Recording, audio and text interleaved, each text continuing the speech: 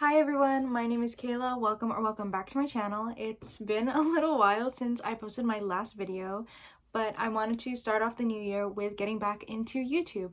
So in this video, I'm going to be tier ranking all the books I read in 2022. So now I'm going to explain my rankings. At the bottom we have D for Dumpster Fire, pretty self-explanatory. It was agonizing to get through. I hated every second of it, and it made me want to chuck it across the room. Right above that we have What Book. Basically, it wasn't good, it wasn't bad, but it wasn't bad enough that it made me want to hate it with my whole being. So it's definitely still bad. The third tier is decently okay. So books in this tier actually were good. I actually did enjoy them, but it wasn't anything amazing. It wasn't anything life-changing. They were just decently okay. The second tier from the top is would reread. So I loved this book. I really enjoyed it. It was really good, and I would reread it. And it just isn't that top tier level. It lacked something. And then finally, for the top tier, we have S for Six of Crows Superiority. If you don't know me, I love Six of Crows. I love Crooked Kingdom. I love the Grishaverse, but specifically Six of Crows though. Six of Crows is top tier literature. I hope everyone knows that by now, and there's no dispute about it. So we can go ahead and put Six of Crows and Crooked Kingdom right to the top right now. And starting off with that, we're just going to go through the order in which I read them throughout the year. So next is Before I Fall. This book, what book? I don't remember much. I just remember she kept repeating the same day, and I hated the main character. I hated her friends, and it just took way too long, but not to the point where I hate it with a passion. So it's going in what book? Next we have Shadow and Bone. I'm going to put this in would reread. I love Shadow and Bone. Don't get me wrong. I love the Grishaverse. I love all books in the Grishaverse, but it's just not Six of Crows. And I think that's a common take in the Grishaverse community. Six of Crows is just so much better, leagues better than any other book in the series. And while I love Shadow and Bone and it's a great book, it's just not Six of Crows. It's just lacking. It's lacking what Six of Crows has. So it's gonna go and would read again. Next we have the books I read in February. First is The Deal. I'm putting that in D for Dumpster Fire. If you know me and you know my TikTok, I do not like The Deal and I don't like Off Campus. Sure, it has its moments and the guys in the series have their moments. I just don't like this series. I think it's generic, and there's nothing wrong with being generic and tropey. I love those books too. It's just this series, it was so hard for me to enjoy. I don't know, something about the writing, something about the characters, just, it wasn't for me. On top of that, there's a lot of controversy regarding the author, and I'm not completely informed about it, but there are a lot of creators on TikTok that are. Next, we have The Summer I Turned Pretty. This might be also controversial, but I'm putting this book in decently okay. It wasn't my favorite Jenny Han book. I think To All the Boys was a million times better. Not saying that this book is bad. It was decently okay. I don't like either of the brothers enough to take a side in the triangle, and Belly at times can be a little bit like, girl, just think things through. I don't dislike the book, so it's going in decently okay. Next, we're moving into March. First with Bridgerton, The Viscount Who Loved Me. I loved this book. It's in my top 10 of the whole year. I think the chemistry and the banter between Anthony and Kate is just amazing, and the writing was really great. Being able to envision Kate in the book as a South Asian woman was so great and so amazing. So this is going in... No, I'm putting it in... God, I'm torn. I think I'm gonna put it in would reread. I don't think it's better than Shadow and Bone. I don't think it's worse. So it's gonna be in the same tier. I don't know. I might change it later. Now, A Faux Love Story. This book has my whole heart. It's such a beautiful story about generational trauma and growing up in an immigrant family, and I related to it so much, especially since the two leads both are pursuing, I guess, arts and humanities related fields, and doing that within, an Asian family. This is a Vietnamese family. It resonated so much with me, and they were so cute. It's sort of like a star-crossed lovers moment, but I'm gonna put it in would reread just because I felt like it was a little bit repetitive and it was a little slow, but I still love it very much, so it's gonna go in the second tier. Next, we have Siege and Storm. Now, I'm gonna put this in decently okay. I think this would be a common take. It's definitely the weakest link in the trilogy, and I struggled a little bit to get through it, I'll admit. It's definitely a filler. The saving grace is Nikolai, so it's going in decently okay. It's not bad by any means. I don't think any book that Leigh Bardugo can write will be bad. It's just not her best. Okay, now in April, I read the whole Hunger Games series. Hunger Games is gonna go in would reread. I think the Hunger Games, the first book, is obviously, we know this, it's revolutionary literature, so good. It brought me back into my dystopian era. So well written, so fast-paced, had me on the edge of my seat the whole time. I can't believe I've never read it until this year, or last year. It's gonna go in would reread just because I feel like putting it in would reread, because I would reread it. Like, I don't love it in the way I love Six of Crows. The tier for Six of Crows is just a whole other level. Like, it's probably no book is gonna reach that level besides those two. So that's the disclaimer. Catching Fire, I'm going to put in decently okay. I know a lot of people like Catching Fire the most. I just think it was good, actually. It's just not as good as The Hunger Games. And then Mockingjay, I did not like this book, and I'm going to put it in what book? Because honestly, I don't remember much that happened, and I just remember Katniss passing out and being unconscious half the time. And I just don't think it was the strongest conclusion to the trilogy, and I think that's also a common take, so that's that. Next we have the books I read in May. I read 5, I was on a roll. Starting it off with From Lukov with Love, this is going straight into D for Dumpster Fire.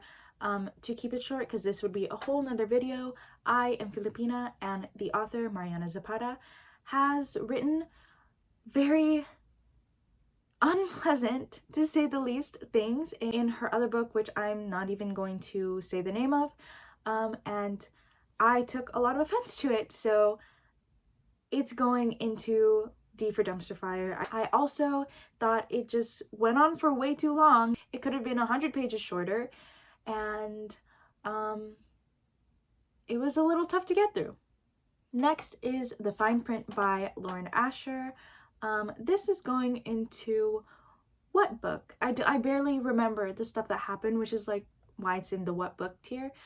But it was fine, but it wasn't good. This one is more preference for me. Again, I don't think there's anything bad about this book. It was just more of a preference. Next we have Ruin and Rising. This is going into would reread. I think this book was a strong 4.5, and it was a great conclusion to the trilogy. I genuinely really loved it, almost as much as Shadow and Bone. I felt empty after finishing the book and finishing the trilogy, and I think that is a sign of a really good book. Next we have The Cheat Sheet by Sarah Adams.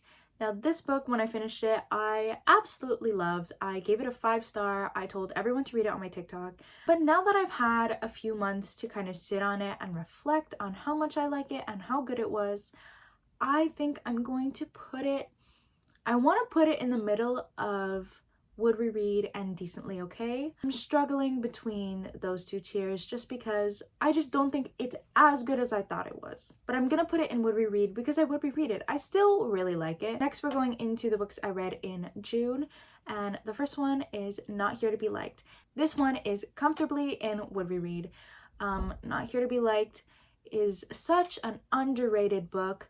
I think it's, again, with a fun love story, it's just the generational trauma and growing up in an immigrant family just hits so hard.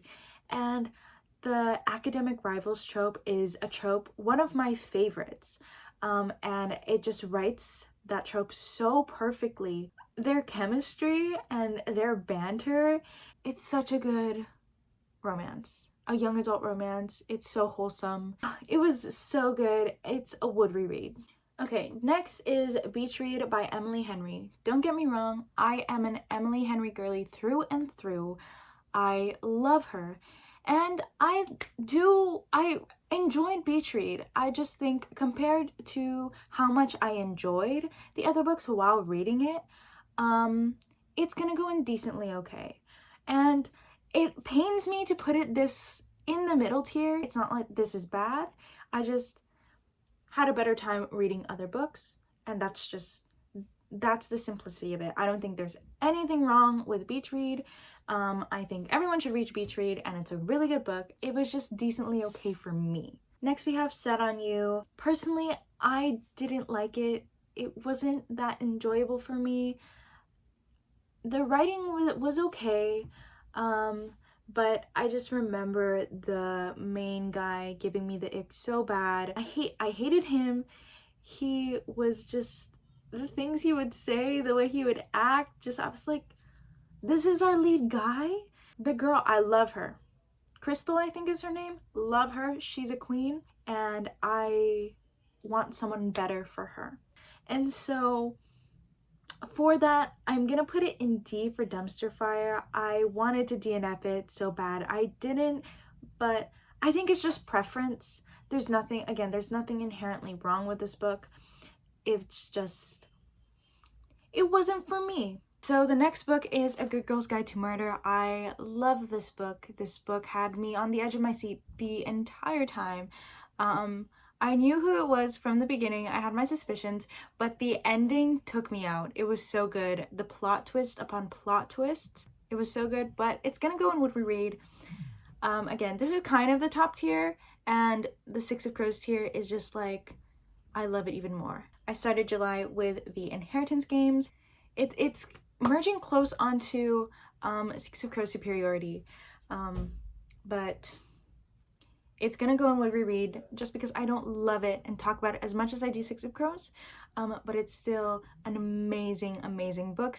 It has that thriller, mystery. I love the love triangle a lot more than I did Summer I Turned Pretty. It was so much more enjoyable. I couldn't pick a brother because I love them both. So I'm putting it in Would We Read. At the very front of Would We Read though, because it's really good. Next is People We Meet on Vacation. Now, I love this book a lot more than I did Beach Read. I enjoyed it a lot more, mostly because I think this trope is way more my style. Second chance romance, friends to strangers to lovers is it's my rock. I love it so much. It's going in Would We Read. I keep doing that. I think Would We Read is going to be my biggest tier.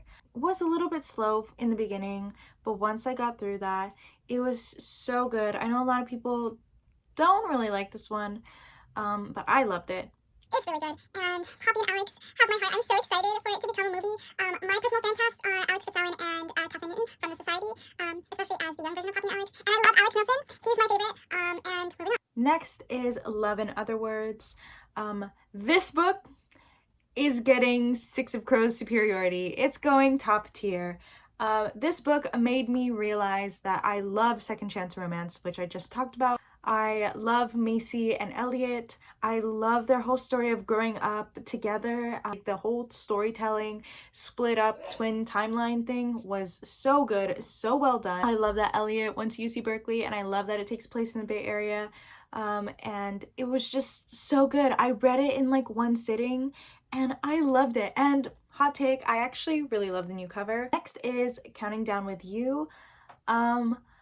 I'm putting this in decently okay. I liked it, but it just, The writing was lacking. I was a little bit bored. I still resonated a lot with the main character, and growing up again in an immigrant household and pursuing an English degree against her parents' wishes. I love that storyline and I love the characters. It just, the writing fell a little flat.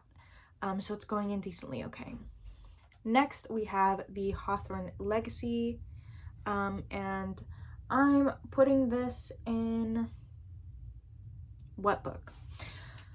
It's a big turnaround from the Inheritance games. I just don't remember anything that happened in the Hawthorne Legacy.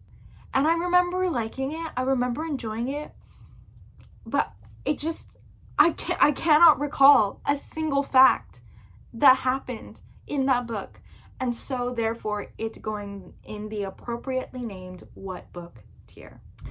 Okay, next we have Every Summer After. This is essentially the same book as Love in Other Words, but for some reason, I just, even though it's like the exact same like formatting and almost the exact same tropes and storytelling, I like Love in Other Words more. I think because I was so attached to that book, it didn't let me enjoy Every Summer After more. I just kept comparing it. So it's going in decently okay.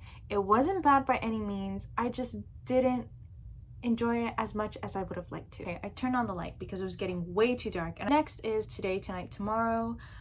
I have a little bit of beef with this book. Neil McNair just gives me the ick a little bit. He does. I just think I've met too many Neils in my life that I ended up disliking. Because of him, it was really hard for me to get through the book. And I wanted to DNF it. But I stuck through it because everyone was telling me like the confession is gonna be great, and they were right. The confession was revolutionary. It was life-changing. And it is one of my favorite confessions in every single book that I've read. It was so good to the point where I now love this book. Neil still gives me the ick, but him at the end with the confession just, it brought it up. However, it's still gonna go indecently okay. I really love the story. I think the writing is amazing and I love Rowan. So it's gonna go indecently okay. This is Funny You Should Ask. This book is going in would reread. Similar with the Inheritance games, I kind of want to put it into Six of Crows level superiority, but it's not quite there. I don't love it as much, but it's still an amazing book. It lived up to the hype, and there was so much hype surrounding it, and it just felt very different and unique. And the writing was amazing, and I loved it, and it was so good. Next is The Final Gambit. I'm putting this one in decently okay. I don't think it was the strongest conclusion to a trilogy out there, but it was still a really good book and I enjoyed it. And just like the Inheritance games, it had me on the edge of my seat at every single turn, and I really didn't know how it was going to conclude. And this one, I actually do remember stuff happening in it, and it's gets extra points for having so much Nash and Libby content in it. And yeah, I still really liked it. I just don't think it meets the would reread level. Next is Better Than the Movies. This is going in Six of Crows superiority. It is the superior YA romance book. It is perfect in every sense of the word. I literally have no words for it because it's just so good and I love it so much. I also actually read this in one day, in one sitting. Wes and Liz are so good, and it's a rom-com in book form, and it is everything you could ever ask for in a book, and I love it with all my heart. And it's so good. Like, I don't even know how to describe it. It's just top tier literature, and thus it's going into the top tier. These Violent Delights I'm putting in would reread. It made my top 10 at the number 10 slot. I think the world building was really great, and I love the characters. I love Romeo and Juliet retellings, and I think the sequel is going to absolutely destroy me. However, it was really long and it was a little bit difficult to get through, so I'm putting it in towards the bottom of would reread. Next is Tweet Cute. This book was really cute. I think it's a really great young adult. It had me kicking and screaming, giggling, and having butterflies in my stomach. But I'm going to put it in decently okay, just because I think I have way too many books in the would reread section. It's really tropey, really cheesy, but in a way that's actually palatable, and it was cute. Not much to say about that, but it's going in decently okay. Next, we have The Holiday Switch. This one I kind of have mixed feelings about because it has really great Filipino American representation. To get to read a young adult romance with, talking about, traditional foods and traditional culture and customs, and to be able to see that in sort of a mainstream holiday romance book. However, the writing style wasn't my cup of tea. I didn't really enjoy it. I wish the writing was better. Otherwise, it would have been my favorite book of all time because I love Lila and I love Teddy and I love that they're Filipino and they're really cute. However, the writing just brings it down a notch. Lastly, for my last book of 2022, I have Circling Back to You. This one I'm gonna put actually in would reread. I think the workplace romance, sort of friends to lovers banter, was amazing. And even though it was written in third person, which would usually put me off, and I would usually DNF it, it had me hooked from the beginning. And it had the pining and slow burn that I had been looking for in a book the entire year. And the male lead is Filipino too, which just automatically, it was actually written well and it was witty and it was funny and I enjoyed it thoroughly. So I actually forgot to rank two of the books that I read in the year, and so I'm just going to do that now. The first one is It's Not Summer Without You, and I'm going to put that in what book just because I don't think it's as good as The Summer I Turned Pretty, and it's still really good. I just don't think it's to that level. And then the second book is Icebreaker, and that is going straight into the bottom tier. This was my least favorite book by far of the entire year. It was really, really hard to get through. I didn't like the characters. I didn't really like the writing either, and the plot was really bland. It felt like there was nothing going on, and so for that reason, it's going in the bottom tier. And I think this one is just preference. Yeah, I didn't like it.